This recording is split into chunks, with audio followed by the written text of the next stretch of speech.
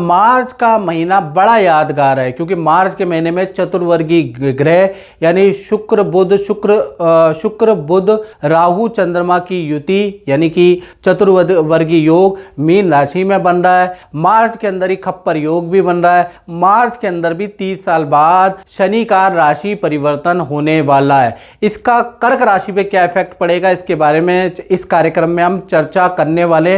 पूरा कार्यक्रम देखिएगा, मार्च के महीने में सब कुछ बताने वाले हैं जो भी घटनाएं हो रही है। सबसे पहले कर्क राशि वाले जातक और जातिकाओं की ये कुंडली मंथली कुंडली आपके सामने नजर आ रही है। तो इस राशि फल को आप कर्क राशि से भी देख सकते हैं, अपनी जन्म राशि से, नाम राशि से, बोलते नाम से भी देख सकते हैं। आपको एक्यूरेसी नजर आएगी। यानी कि जो लोग हमारा 6-8 महीने से कार्यक्रम देख रहे हैं राशिफल का, वो लोग कमेंट में जरूर लिखें कि हम जो ज्योतिष करते हैं वो तुक्का मारते हैं या कुछ चीजें ज्योतिष की गणनाएं ठीक होती है। कमेंट में नए जो लोग जुड़े हुए हैं उनको बताएं ताकि उनका भी विश्वास ज्योतिष के प्रति और गहरा हो। चलिए सबसे पहले हम स्वास्थ्य के बारे में चर्चा कर लेते हैं। तो आपकी कुंडली में आपकी राशि के स्वामी तो चंद्रमा है और चंद्रमा इस समय पे 9वें भाव के अंदर देखिएगा, शुक्र चंद्रमा राहु और बुध ये 4 ग्रहों की चौकड़ी 9वें भाव में बन रही है। अब 9वें भाव में ये चतुर्वर्गीय ग्रह एक्टिव है। तो 1 तारीख से लेकर और 14 मार्च तक हेल्थ पे आपको ध्यान देना है। ठंडा गर्म खाते समय थोड़ा ध्यान देना हेल्थ पे। ईएनटी की समस्या आपको रह सकती है, नेत्र की समस्या, या फिर किसी जानवर से आपको कोई भय रह सकता है। तो किसी जानवर को 14 मार्च तक परेशान मत करना, नहीं तो उससे आपको नुकसान होगा। साथ ही साथ गिरने पड़ने से हल्का सा आपको चोट का खतरा भी लगा रहेगा। यानी ये जो चौकड़ी है इसका जो प्रभाव है 14 मार्च तक आपको हेल्थ के प्रति सजग रहना पड़ेगा, याद रखिएगा। फिर 15 तारीख से इनमें से एक ग्रह यानी बुध देव वक्री हो जाएंगे। तो यहां से स्वास्थ्य अच्छा रहने लगेगा। चंडाल चौकड़ी का जो ये नेगेटिव चीजें है ना, ये सब नल एंड वाइड हो जाएगी। जो मैंने बताया ईएनटी की समस्या, नेत्र विकार, जानवर से भय, ये सिर्फ 14 मार्च तक है। 14 के बाद जैसे ही बुध वक्री होगा सारी बातें नल एंड वाइड हो जाएगी। आप बिना रोक टोक के अपना जीवन जी सकते हैं, लेकिन 14 मार्च तक आपको सावधानी रखनी है, याद रखिएगा। धन की स्थिति के बारे में हम बात करें तो धन भाव के स्वामी यानी जहां 5 नंबर लिखा है वो मित्रों धन स्थान होता है। धन भाव के स्वामी सूर्य और शनि दोनों ही अष्टम भाव में बैठे हैं। अष्टम भाव कर्जे का होता है, हानि का होता है, और सूर्य शनि की युति भाई यहां पर ही बन रही है। तो कुल मिला के 1 तारीख से लेकर और 14 मार्च तक जब तक ये सूर्य शनि की युति बन रही है आपके खर्चों में बढ़ोतरी हो जाएगी। पहला, सरकारी आपका खर्च बढ़ेगा, आपको किसी पेनल्टी का भुगतान करना पड़ सकता है। सरकारी किसी कोई बिल आपका बढ़ चढ़ के आएगा, उससे आप परेशान रहेंगे।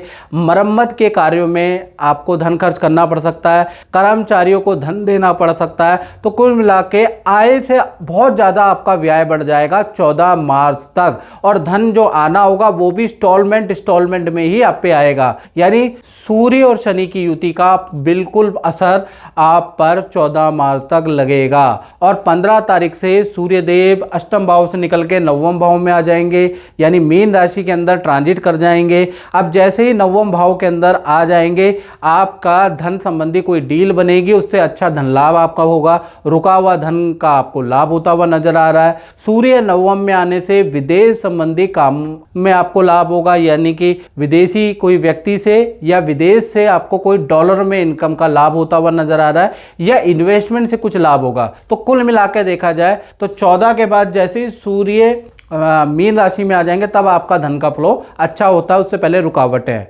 बात करें आपके परिवार भाव की तो परिवार भाव के स्वामी है शुक्र, चतुर्थ भाव के स्वामी शुक्र है, और शुक्र इस समय 9वें भाव के अंदर शुक्र राहु चंद्र बुध की युति, इन चंडाल चौकड़ी की युति है। इसमें शुक्र वक्री हो जाएंगे 2 मार्च से। तो 2 मार्च से लेकर और 25 मार्च तक शुक्र वक्री होने से परिवार के अंदर खुशियों का माहौल होगा। परिवार में कोई सदस्य का रुका हुआ काम बनेगा, बनेगा, घर में मिठाइयाँ बटेगी और परिवार के साथ में जो भी गिला शिकवे से वो दूर होते हुए नजर आएंगे और परिवार के साथ में समय बिताने को मिलेगा, परिवार के साथ में किसी शादी समारोह फंक्शन में जाने को मिलेगा। यानी कुल मिलाकर शुक्र वक्री का प्रभाव मार्च में कहीं ना कहीं अच्छा ही नजर आ रहा है, गिले शिकवे को दूर करता हुआ नजर आ रहा है। तो पारिवारिक क्षेत्र बहुत ही अच्छा कर्क राशि का रहेगा। अब बात कर लेते हैं कर्क राशि की संतान के बारे में। तो संतान के स्वामी पंचम भाव के स्वामी मंगल है, मंगल 12वें में मिथुन राशि में बैठे हैं। तो मिथुन राशि में मंगल का बैठ जाना अच्छा और बुरा दोनों प्रकार का फल देता है, क्योंकि मिथुन राशि में ठंडा गर्म हो जाता है। मंगल ठंडा भी होता है और मंगल गर्म भी होता है। तो यहाँ पर अच्छा बुरा दोनों प्रकार का फल मार्च में मिलेगा संतान को। पहले अच्छे के बारे में बात कर लेते हैं। तो संतान की करियर में उन्नति मंगल करेंगे मार्च में, करियर से संबंधित संतान को अच्छा रिजल्ट मिलेगा। विद्या से संबंधित गुड रिजल्ट मिलेगा, विद्या में अच्छे अंक मिलेंगे, किसी इंस्टीट्यूशन में संतान का कुछ ना कुछ हो जाएगा।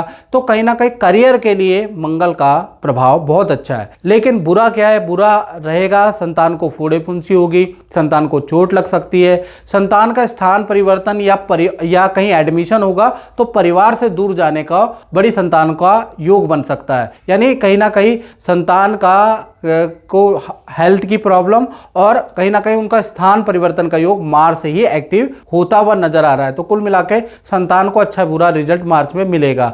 अब बात कर लेते हैं विद्यार्थियों के बारे में, स्टूडेंट छात्र के बारे में बात करें तो भाई मार्च के महीने में मंगल का जो मिथुन राशि में 12वें में बैठे ना, इसका प्रभाव स्टूडेंट लोग आप पे पड़ेगा। ध्यान से सुने।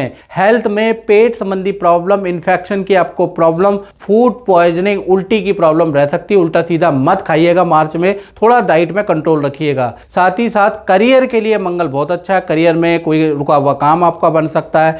करियर में जहां आप अप्लाई कर रहे हैं, चाहे जॉब के लिए चाहे पढ़ाई के लिए, वहां आपका नंबर आ सकता है। आपका हॉस्टल चेंज हो सकता है, आपका स्थान परिवर्तन भी लिखा है।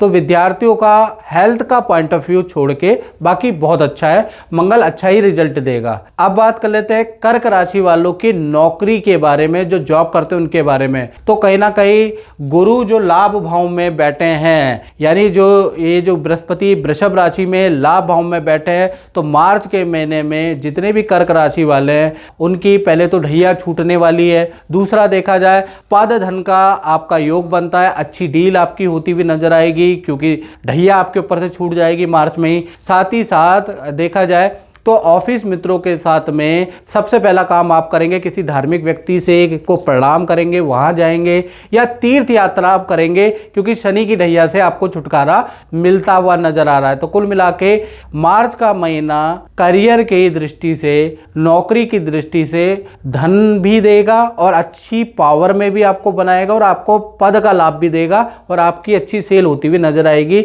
और शनि का जो बुरा साया था वो टाटा बाय बाय आपके जीवन से हो रहा है। इसी प्रकार से अब हम बात कर लेते हैं कर्क राशि के दाम्पत्य जीवन के बारे में, यानी सप्तम भाव, इसे दाम्पत्य जीवन कहते हैं, इसे लव लाइफ कहते हैं। इसके भाव के स्वामी अष्टम भाव में सूर्य शनि बैठे हैं। तो कहीं ना कहीं चाहे पति पत्नी हो, प्रेमी प्रेमिका हो, 1 से लेकर 14 मार्च तक, जी हाँ 14 मार्च तक सूर्य शनि की युति अष्टम भाव में बनी रहेगी। यानी कि आप दोनों पार्टनर में, पति पत्नी में, प्रेमी प्रेमिकाओं में छोटी छोटी बातों को लेकर अनबन रहेगी, छोटी छोटी बातों को लेकर आप दोनों लड़ते रहेंगे। नहीं लड़ेंगे तो आपके पार्टनर को सूर्य शनि की युति से हेल्थ के इशू रहेंगे, यानी कि किसी को हेल्थ के इशू रहेंगे तो उनमें बन जाएगी, और जिनमें नहीं बनेगी, जिनकी हेल्थ ठीक रहेगी उनकी बनेगी नहीं। तो कुल मिला के या तो वाद विवाद रहेगा या हेल्थ के इशू रहने वाले हैं। तो ऐसा रहेगा कहीं ना कहीं 14 मार्च तक। 15 मार्च से ये सूर्य शनि की युति टूट जाएगी, सब कुछ ठीक हो जाएगा, रिलेशन पहले की से भी अच्छा बेहतर होगा। पार्टनर का कोई करियर से संबंधित रुका हुआ काम भी बनता हुआ नजर आ रहा है। यानी 15 मार्च के बाद चाहे पति पत्नी हो, प्रेमी प्रेमिक हो, सब कुछ उनका चंगा चंगा चंगा रहेगा। लेकिन सूर्य शनि की युति का प्रभाव 14 तक तो भाई आप पे रहने वाला है, तो थोड़ा पार्टनर से कम उलझें। अब बात कर लेते हैं कर्क राशि वाले उनकी, जो व्यापार करते हैं, दुकान चलाते हैं, फैक्ट्री चलाते हैं। तो कहीं ना कहीं कर्म भाव यानी दसम भाव के स्वामी 12वें भाव में बैठे हैं मिथुन राशि के अंदर। देख रहे हैं मंगल 12वें भाव में बैठे हैं। तो मंगल का जो 12वें भाव में बैठना घटना यानी अच्छा और बुरा दोनों प्रकार का फल मार्च में आपको मिलेगा। मार्च में आपकी अच्छी सेल होती हुई नजर आएगी, व्यापार में वृद्धि भी होती हुई नजर आएगी। ये मंगल का अच्छा प्रभाव है। बुरे के बारे में बात करें तो मार्च के महीने में क्योंकि मंगल खर्चे वाले भाव में बैठा है तो इलेक्ट्रॉनिक आइटम में आपका खर्चा होगा, मशीनरी पे आपका धन खर्च होगा, आपके कार्यालय में, फैक्ट्री में, दुकान में शॉर्ट सर्किट होगा, उस पर भी धन खर्च होता हुआ नजर आएगा। तो अच्छा और बुरा दोनों प्रकार का रिजल्ट आपको मिलता हुआ नजर आएगा। तो मित्रों, इस कार्यक्रम में बात इतना ही। मुझे दीजिए इजाजत। जय माता दी।